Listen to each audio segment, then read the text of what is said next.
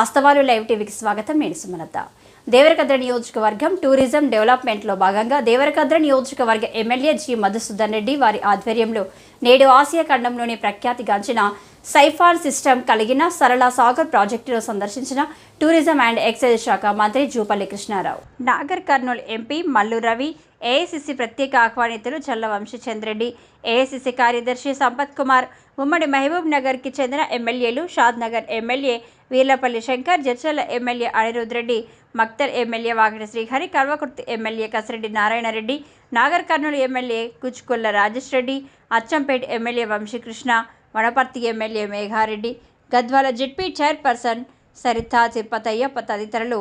ఈ సందర్భంగా టూరిజం శాఖ మంత్రి జూపల్లి కృష్ణారావు మాట్లాడుతూ ఆసియా ఖండంలోనే ప్రఖ్యాతిగాంచిన సరళ సాగర్ ప్రాజెక్టును గత 10 ఏళ్లుగా బీఆర్ఎస్ ప్రభుత్వం పూర్తిగా నిర్లక్ష్యం చేసిందని తెలిపారు. సరళ సాగర్ ప్రాజెక్టును పర్యాటక ప్రాంతంగా మారుస్తామని, ఇక్కడ ఈకో పార్కును, బోటింగ్ సిస్టాన్ని ఏర్పాటు చేస్తామని తెలియజేశారు. పోకలకు కావాల్సినటువంటి సౌకర్యాల వాటితో పాటుగా ఇక్కడ ఏమేం చేస్తే టూరిజం పెంపొందుతుంది, ఇంత గొప్పగా వాతావరణం ఉంది ఇక్కడ. దీంతో పాటుగా కోయిల్సారు వెళ్ళింది. వీటన్నిటినీ వచ్చి చూసిన తర్వాత ఇక్కడ బాగుంటుందని ఇక్కడ పిలిస్తే రావడం జరిగింది. మరి మాతో పాటుగా గౌరవ శాసనసభ్యులు పాలమూరు జిల్లాకు సంబంధించినటువంటి మొత్తం 13 మంది శాసనసభ్యులు రావడం జరిగింది. అట్లాగే ఎంపీ గారు, అట్లాగే వంశీ చంద్ గారు, ఏసీ సిడబ్ల్యూసీ మెంబర్ గారు, అట్లాగే ఏసీ సెక్రటరీ సంపత్ గారు, శాసనసభ్యులందరూ కూడా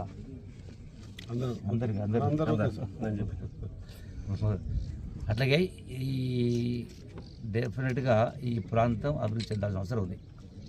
ఒకటి ఏంటంటే గడచిన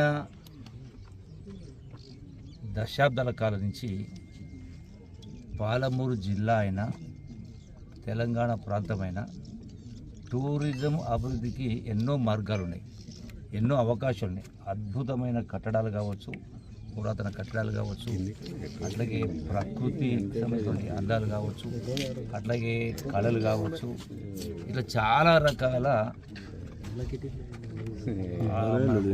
పెద్ద ఎత్తున ఉన్నాయి రాష్ట్రం మొత్తంలో కూడా.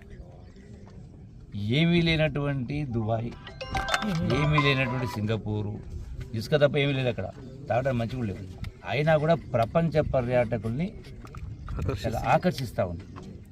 మరి ఇన్ని ఉన్నటువంటి, ఇంకొక వైపున అటవీ సంపద, ఇన్ని ఉన్నటువంటి మన రాష్ట్రంలో, ఈవెన్ మన దేశంలో పోల్చుకుంటే కూడా చాలా, అసలు 1% కూడా మనం అట్రాక్ట్ చేయలేకపోతాం.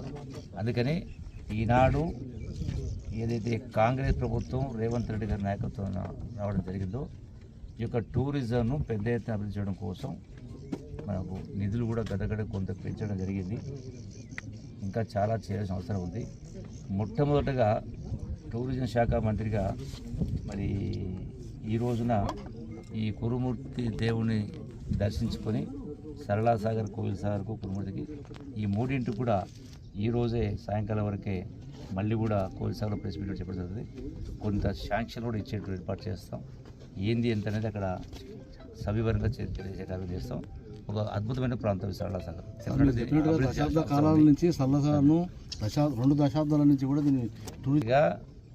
దీన్ని ప్రాచుర్యంలోకి తేవడం కోసం దీనికి కొన్ని కొత్త నిర్మాణాలు కావచ్చు, అట్లాగే కొంత గ్రీనరీ కావచ్చు, వసతులు కావచ్చు, ఇవన్నీ కూడా ఏర్పడడం కోసం ఏం అవసరం ఉందో మా అధికారులతో కూడా చర్చించి ఈరోజు దానిపైన డెఫినెట్గా కొంత శాంక్షన్ ఇచ్చే కార్యక్రమం చేసి ముందుకు తీసుకుపోయే కార్యక్రమం చేస్తాం. టూరిజం శాఖ కానీ ఈ సంపద అనేది అతి అరుదుగా నిర్మించబడింది. ముందు కాపాడే ఏర్పాటు చేయండి. పురాతన కట్టడాలు, చారిత్రక సంపద, హెరిటేజ్ స్ట్రక్చర్స్, బిల్డింగ్స్ ఉన్నాయి. సో డెఫినెట్గా వీటిని కాపాడుకోవచ్చు. వీటిని కాపాడుకుంటూ టూరిస్ట్ను అట్రాక్ట్ చేసే కార్యక్రమం చేపడతాం.